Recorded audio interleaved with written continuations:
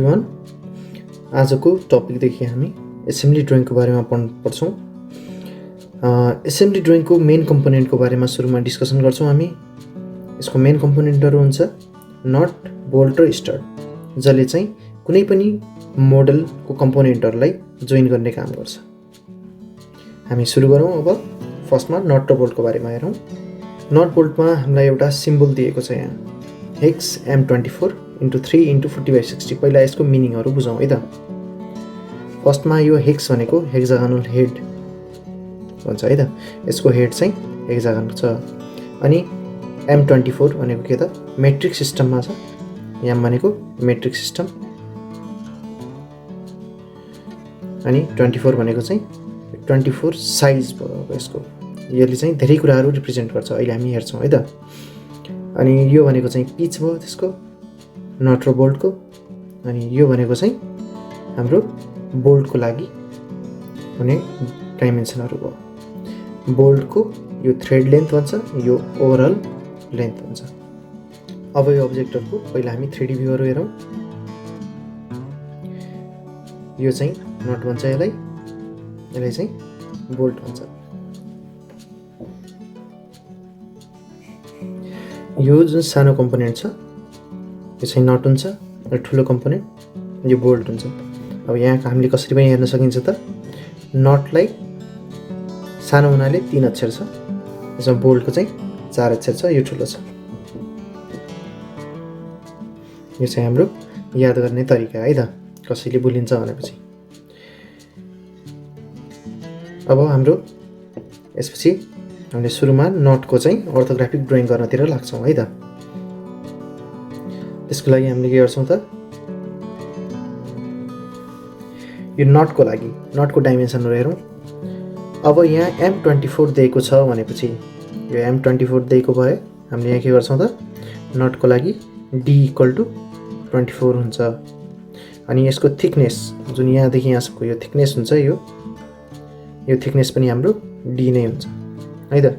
अनि यो डायमिटर भनेको चाहिँ यो हाम्रो यो होलको डायमिटर,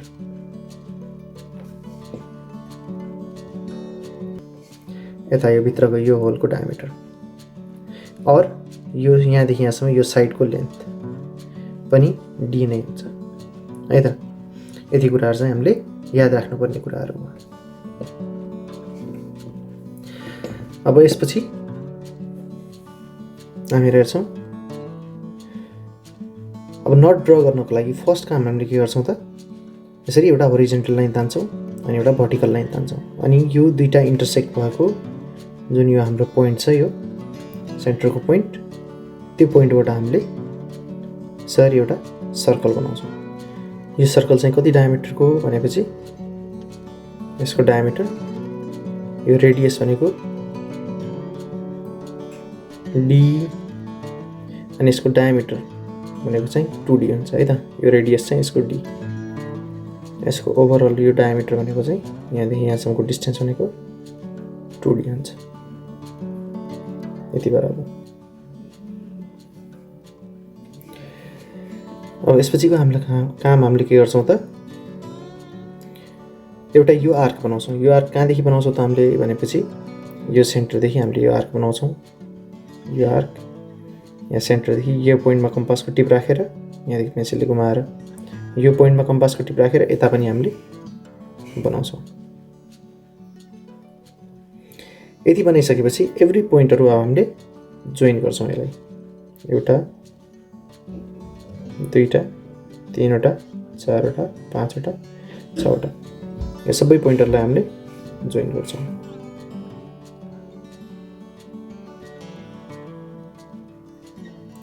यो जोइन गरिसकेपछि हाम्रो चाहिँ यो हेक्स जुन बोल्ट नट थियो त्यसको हाम्रो हेक्सागोनल पार्ट चाहिँ कम्प्लिट भइसक्यो। अब यो हेक्सागोनल पार्टको यो साइड जुन हुन्छ, यो साइडको लेन्थ भनेको चाहिँ हाम्रो D बराबर हुनुपर्छ।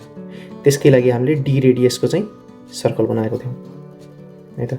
हामीले अगाडिको लेक्चरमा देखिसकेको छौँ कि यो हेक्सागन चाहिँ कसरी बनाउने भन्ने कुरा अगाडिको लेक्चरमा भइसकेको छ है त। त्यो लेक्चर हेर्दा हुन्छ तपाईँले। अब यसपछिको स्टेपमा हामीले के गर्छौँ, दुईटा इन्टरनल सर्कलहरू बनाउँछौँ। यो D डिस्टेन्स भयो। अब एउटा यो सर्कल बनाउँछौँ अनि अर्को यो सर्कल बनाउँछौँ। यिनीहरूमा चाहिँ के छ त, यो बाहिरको जुन सर्कल छ, जुन ठुलो सर्कल हुन्छ, जहिले पनि त्यसको डायमिटर भनेको डी हुनुपर्छ र सानो सर्कलको डायमिटर भनेको 0.8 डी राख्नुपर्छ। यो चाहिँ नट बोल्ट दुइटैको केसमा त्यही हो है त। के त बिगर सर्कलको डायमिटर डी हुनुपर्ने। अब यसपछिको स्टेपमा हामीले के गर्छौँ त, एउटा यो जुन सर्कल बनिरहेछ यतातिर, यो सर्कल भनेको चाहिँ हाम्रो च्याम्फर सर्कल भन्छ है त यसलाई। यसको नाम के त, च्याम्फर सर्कल। यो चाहिँ कहाँदेखि आएको त, हाम्रो अगाडि जुन नटको 3D भ्यू थियो त्यो रिपिट गरेर हेर्न सक्नुहुन्छ। त्यहाँ 3D भ्यूमा चाहिँ हाम्रो यो कर्नरहरू चाहिँ यसो काटेको थियो। यो कर्नरहरू चाहिँ यस्तो यस्तो यो अलिकति ताछेको टाइपको थियो है त। त्यसको कारणले गर्दा यो टाइपको इफेक्ट आएको। यसपछि हामीले के गर्छौँ त, नेक्स्ट प्रोजेक्सन लाइनहरू तान्छौँ सबै एभ्री ठाउँदेखि है, सबै ठाउँदेखि यो प्रोजेक्सन लाइन तान्यौँ। यो बिचको सर्कलदेखि चाहिँ अहिले हामी तानेको छैनौँ है, यो सानो सर्कलदेखि गरेका छैनौँ, अरू सबै पोइन्टहरूबाट हामीले तान्यौँ। एउटा यो हेक्सागनको कर्नरहरूबाट मात्र तान्यौँ है त अहिले। यति गरिसकेपछि हामीले के गर्छौँ त, नेक्स्ट यो एउटा एक्सिस लाइनहरू बनाउँछौँ। यो एक्सिस लाइन जति बनाए पनि हुन्छ। यो फेसदेखि यहाँसम्मको डिस्टेन्स यो जति मन लाग्यो राख्दा पनि हुन्छ है त। यहाँदेखि यहाँसम्मको डिस्टेन्स पनि इट डजन्ट म्याटर है, यो यहाँदेखि यहाँसम्मको पनि केही फरक पर्दैन, जति राख्दा पनि हुन्छ। यसपछि हामीले यसको माथि टप भ्यू हो, तलतिर फ्रन्ट भ्यू, अनि यतिर साइड भ्यू बनाउँछौँ। अनि यो कोअर्डिनेटलाई चाहिँ हामीले यसमा चाहिँ केही पनि गर्दैनौँ। यो हाम्रो अर्थोग्राफिक ड्रइङ बनाउने बेला हामीले यही गर्थ्यौँ। अब यसको लागि हामीले अब यसको फ्रन्ट भ्यू बनाउनुतिर लागौँ है त। फ्रन्ट भ्यूको लागि के हुन्छ त, हामीले फर्स्टमा यो डी भन्ने थिकनेस, हाम्रो थिकनेस अफ नट भनेको कति छ त, यहाँ डी छ, डी राख्नुपर्छ भनेको थियो है। नटको लागि यो कुराहरू चाहिँ याद गरेर राख्नुपर्ने कुराहरू है, यताको यो कुराहरू चाहिँ याद गरेर राख्नुपर्छ। थिकनेस अफ नट डी छ भनेपछि डी थिकनेसको नट बनाउनु पर्यो। यो लाइनहरू तान्यौँ डी थिकनेसको। अब यो लाइनहरू तानिसकेपछि हामीले के गर्छौँ त, यो दुईटा कर्नरदेखि यो कर्नरदेखि 30-30सँग भर्टिकलसँग 30 डिग्री हुने गरेर लाइन तान्छौँ। यता पनि 30 डिग्री हुने गरेर लाइन तान्छौँ।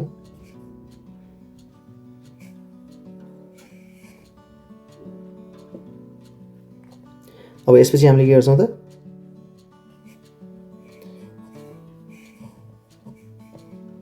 यो दुईटा कर्नरहरूदेखि पनि लाइन तान्छौँ। यो कर्नर र यो कर्नरदेखि पनि भर्टिकलसँग 30 डिग्री हुने गरेर लाइन तान्छौँ। और के गर्न सकिन्छ त, यसको नेक्स्ट तरिका, यो पोइन्टबाट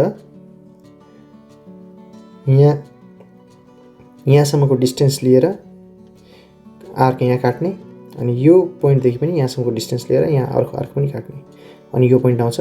त्यस्तै गरेर यहाँदेखि यहाँसम्मको डिस्टेन्स लिएर यसमा काटिदियो भने र यहाँदेखि यहाँसम्मको डिस्टेन्स लिएर यसमा काटिदियो भने त्यो पनि आउँछ है त। यो पोइन्टहरू आउँछ। जुन तरिकाले सजिलो लाग्छ त्यो तरिका गर्दा हुन्छ। अब यति भइसकेपछि हाम्रो यहाँ चाहिँ 3वटा सेन्टरहरू आइसक्यो। एउटा यो सेन्टर, एउटा यो सेन्टर र अर्को यो सेन्टर। यो 3वटा सेन्टरदेखि 3वटा आर्कहरू बन्छ है। यो अगाडिको 3D भ्यूमा हेर्न सकिन्छ है, त्यो 3वटा आर्क मजाले देखिन्छ। हाम्रो यहाँदेखि यहाँसम्म यो डिस्टेन्स लिएर हामीले एउटा आर्क बनाउँछौँ।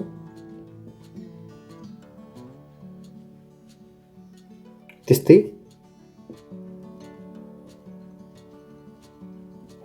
यहाँदेखि यहाँ माथिसम्मको डिस्टेन्स एउटा स्ट्रेट लाइन तानेर यसरी यहाँ तलदेखि स्ट्रेट लाइन तानेर अनि यहाँदेखि यहाँसम्म मेजर गर्दा पनि हुन्छ है। तर यो स्ट्रेट लाइन चाहिँ फेन्ट हुनुपर्छ, किनकि यहाँ हामीलाई चाहिने लाइन चाहिँ होइन है। अब यसको लागि हामीले के गर्छौँ त, यहाँ कम्पास राखेर यहाँदेखि पनि यो आर्क बनाउँछौँ। यतैदेखि स्टार्ट हुन्छ यो आर्क हो। त्यस्तै नेक्स्ट आर्क, थर्ड आर्क, यो सेन्टर राखेर यहाँदेखि यहाँसम्मको यो डिस्टेन्स लिएर यहाँ पनि आर्क बनाउँछौँ। यो डिस्टेन्स लिएर आर्क बनायो। यो आर्क बनाइसकेपछि हाम्रो लगभग नटको माथिको च्याम्फर आर्कहरू बनिसकेको छ। त्यसपछि हामीले के गर्यौँ त, हेर्नु त यहाँ माथिको यो जुन च्याम्फर सर्कल छ, यो च्याम्फर सर्कलको यो दुईटा पोइन्टहरूदेखि हामीले तलतिर प्रोजेक्सन लाइनहरू ल्यायौँ र त्यहाँ चाहिँ सानो यो चाहिँ च्याम्फर गरेको हुनाले यो सानो लाइन आइराखेको छ है, त्यहाँ पनि विचार गर्नुपर्ने हुन्छ। त्यस्तै यो ठाउँमा पनि त्यस्तै सानो लाइन आउँछ अनि यो लाइनहरू दुईटा यो पोइन्टहरूलाई जोइन गरिसकेपछि हाम्रो माथिको टप पार्ट चाहिँ कम्प्लिट भयो। सिमिलरली तलतिर पनि हामीले त्यही गरेर आर्क गर्छौँ। माथिको तरिका माथि जसरी गरेको थियौँ यो माथिको पार्ट चाहिँ त्यस्तै यता तलतिरको पार्ट पनि यो त्यसरी नै गर्छौँ। यतादेखि यसरी 30 डिग्री भर्टिकलसँग, यहाँ पनि भर्टिकलसँग 30 डिग्री अनि यहाँ यतादेखि 30 डिग्री, यता पनि 30 डिग्री गरेर त्यही गर्नुपर्छ है त। यो प्रोसेस चाहिँ रिपिट गर्नुपर्छ र यो हाम्रो 3वटा आर्क बनिसकेपछि त्यही माथिको जुन च्याम्फर पार्ट बनाएको थियौँ त्यही पार्ट चाहिँ हामीले यहाँ पनि बनाउँछौँ। यही सानो यो लाइनहरू बनाएर यता र यताको लागि अनि त्यो जोइन गरेर त्यसपछि हाम्रो यता र यताको पार्ट पनि यो पनि जोइन गर्छौँ हामीले। अनि सबै लाइनहरूलाई जोइन गरिसकेपछि हाम्रो नटको चाहिँ फ्रन्ट भ्यू बनिसक्यो। भिजिबल लाइनहरू मात्र बनेको छ, बाँकी रहेको अलिकति पार्ट बाँकी छ है त अझै। त्यसपछि अब हामीले साइड भ्यूको लागि यो फ्रन्ट भ्यूबाट यो च्याम्फर आर्कहरूको कर्नरहरूलाई पनि यो लग्छौँ, इन्ड पोइन्टहरूलाई लग्छौँ।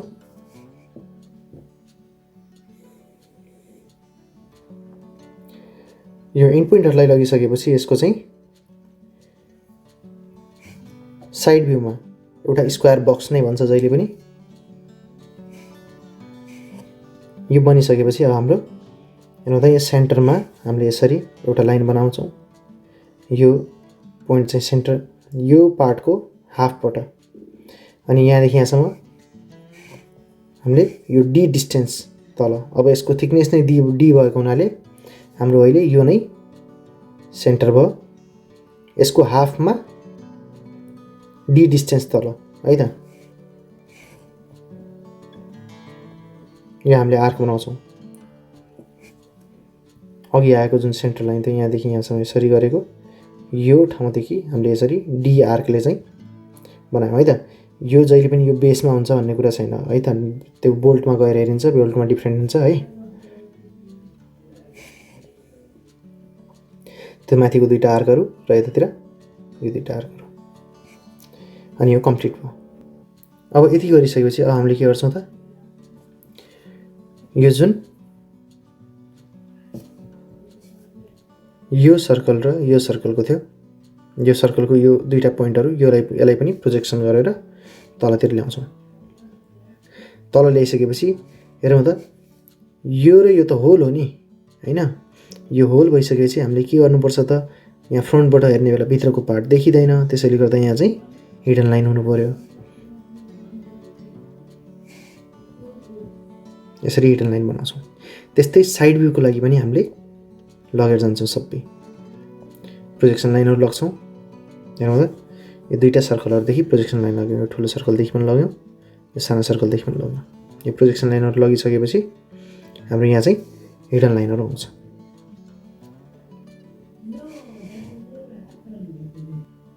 अब यो हिडन लाइनहरू आइसकेपछि हाम्रो यो नट चाहिँ नटको अर्थोग्राफिक ड्रइङ कम्प्लिट भइसकेको छ।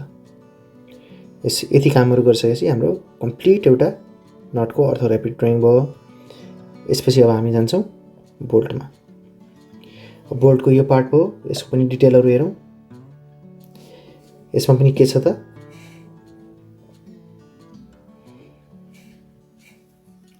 यो डी भनेको 24 नै हुन्छ, तर थिकनेस अफ बोल्ट हेड भनेको 0.75 हुन्छ।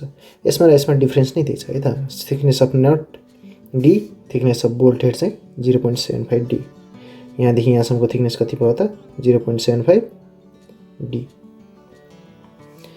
अब यहाँ चाहिँ हामीले 40/60 भनेको थियौँ, त्यो 40/60 भनेको के हो त, यो ठाउँदेखि यहाँसम्म टोटल यो डिस्टेन्स भनेको हाम्रो 60 हुन्छ र यहाँदेखि यहाँसम्मको यो थ्रेडको लेन्थ भनेको चाहिँ 40 हो।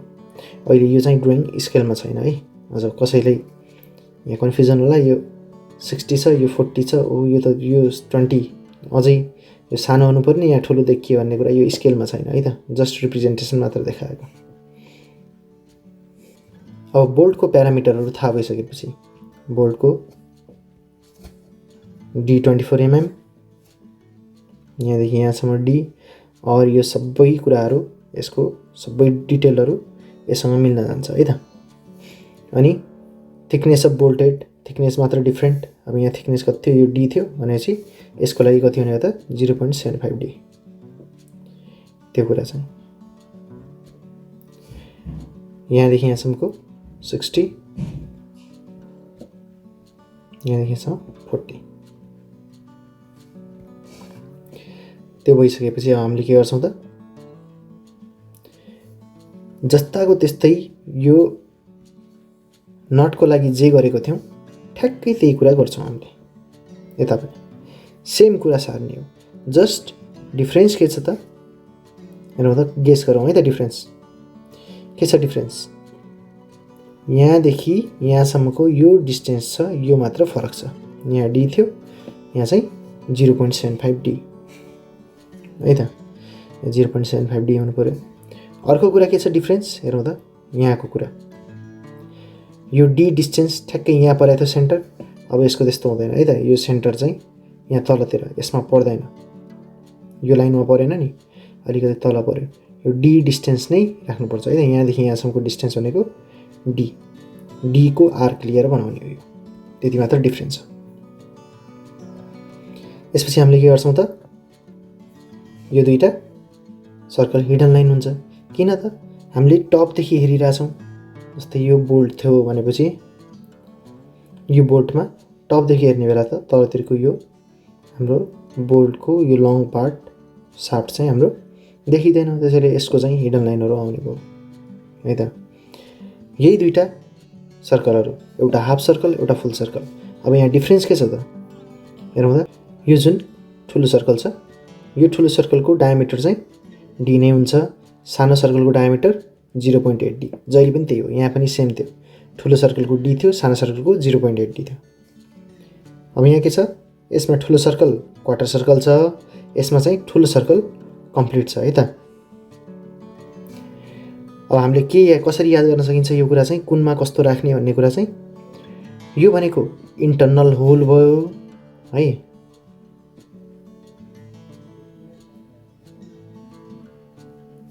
यो भनेको एक्सटर्नल है त। इन्टर्नल र एक्सटर्नल, एक्सटर्नल अब होल भन्न मिलेन यसलाई चाहिँ, यो चाहिँ साफ्ट भनौँ है त, साफ्ट जस्तो मानौँ अहिलेको लागि। अब हामीले यो कुरा चाहिँ याद कसरी गर्छौँ त, इन्टर्नल होलमा चाहिँ इन्टर्नल सर्कल कम्प्लिट हुन्छ है त। यो इन्टर्नल होल यो भयो, यसमा इन्टर्नल सर्कल कम्प्लिट छ, र यो एक्सटर्नल छ, यसमा चाहिँ एक्सटर्नल सर्कल चाहिँ कम्प्लिट छ।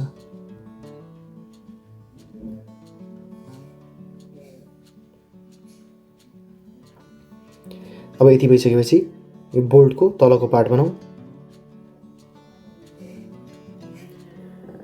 अब यसको बटम पार्ट बनाउनतिर लागौँ।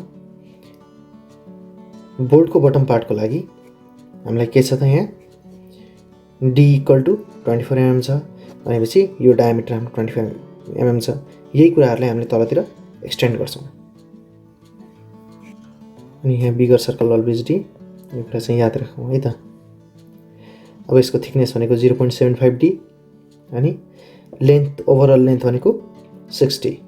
त्यसैले हामीले के गर्छौँ त, यो यही लाइनदेखि लगाउनु पर्यो है त। D डायमिटर भनेको यहाँदेखि यहाँसम्मको डिस्टेन्स नै हुन्छ, यसलाई नै हामीले तलतिर 60 सम्म लग्छौँ र यसलाई कम्प्लिट गर्छौँ। अनि 40 सम्म लगेर एउटा लाइन चाहिँ तान्छौँ। यो जुन यताको लाइन हुन्छ, यो लाइन चाहिँ अलिकति फेन्ट नै बनाउनु पर्छ है। अब यति गरिसकेपछि नेक्स्ट काम भनेको यो जुन इन्टरनल सर्कल थियो 0.8D को त्यो सर्कलदेखि पनि हामीले प्रोजेक्सन लाइनहरु लगायौं।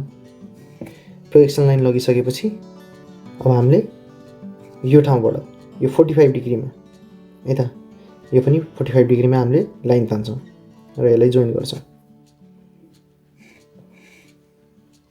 यो जोइन गरिसकेपछि अब यो तलतिरको जुन 45 डिग्रीको यो कुना कर्नरहरु हुन्छ यताको कर्नर र यताको कर्नर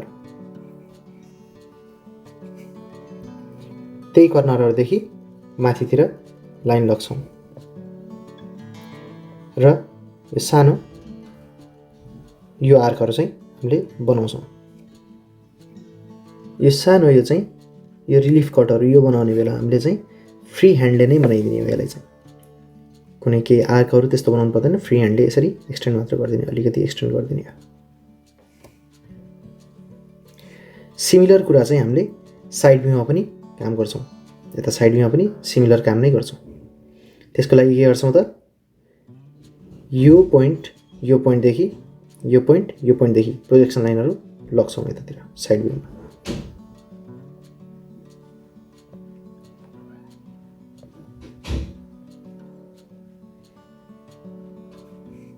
र यो डिस्टेन्स पनि हामीले यतैदेखि लग्छौं। यहाँ मेजर गरेर गर्दा पनि भयो, तर यहाँदेखि हामीले बनाइसकेको हुनाले सजिलै प्रोजेक्सन लाइनहरु लान मिल्यो यो ठाउँ र यो ठाउँमा।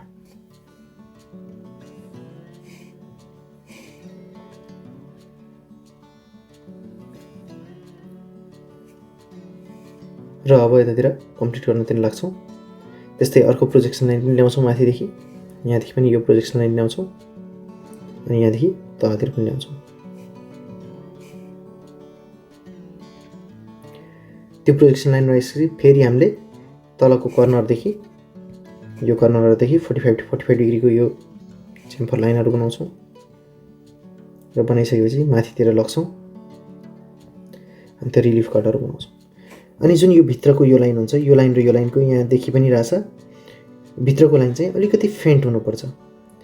प्रोजेक्सन लाइन भन्दा डार्क हुनै पर्यो, तर यो भिजिबल लाइन भन्दा चाहिँ अलिकति फेन्ट हुनुपर्छ। यो लाइन भयो र यो लाइन भयो, त्यही कुरा चाहिँ यहाँ पनि रिपिट हुनु पर्यो है।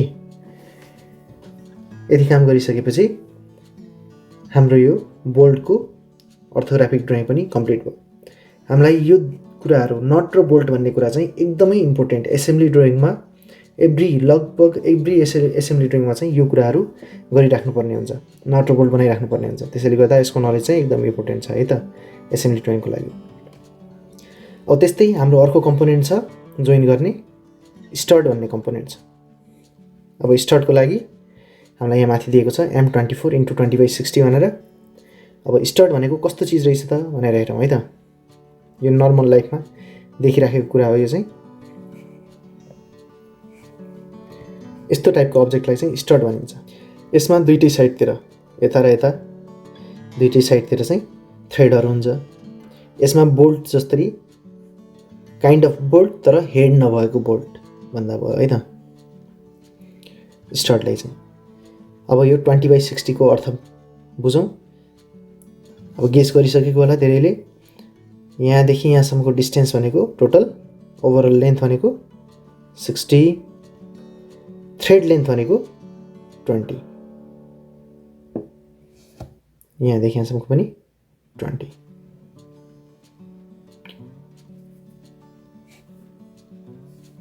अब यति भइसकेपछि हामीलाई लगभग डाइमेन्सनहरु थाहा भइसक्यो। अब यसमा M24 भनेको के त मेट्रिक सिस्टम भनेको मिलिमिटरमा है त 24 mm के त यहाँदेखि यहाँसम्मको डायमिटर 24। यति कुरा चाहिँ बुझ्नु पर्यो। यो भइसकेपछि अब यसको अर्थोग्राफिक ड्राइङतिर लागौं। अर्थोग्राफिक ड्राइङमा हामीले के गर्छौं त होरिजन्टल भर्टिकल लाइन तान्छौं, सेन्टर लाइन नै तान्दा बेस्ट। एउटा सर्कल बनाउँछौं।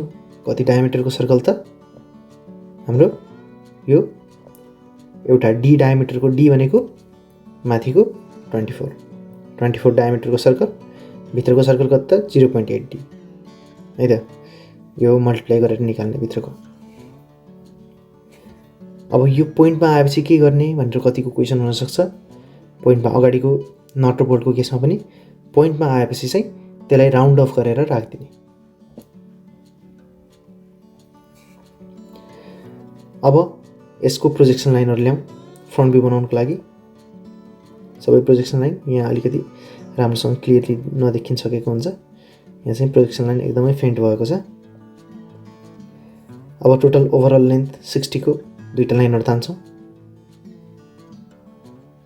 यो तानिसकेपछि फेरि यसलाई चाहिँ डार्क नै गरिदिन्छौँ, कम्प्लिटली बक्स बनाइदियौँ।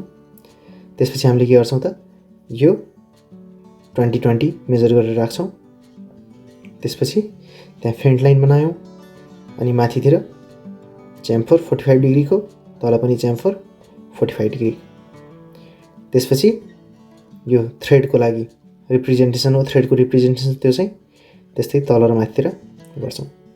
अनि यो रिलिफ कटहरू यो कसरी बनाउने भन्ने कुरा हामीले बोर्डमा पनि हेरिसक्यौँ, फ्री ह्यान्डले बनाउने। यति गरिसकेपछि हाम्रो स्टार्ट पनि कम्प्लिट भयो। अब हामी एसेम्ब्ली ड्रइङतिर लाग्न सक्छौँ। अब एसेम्ब्ली ड्रइङको नेक्स्ट भिडियोमा हामी डिस्कसन गर्छौँ। Thank you everyone, keep watching and keep subscribing.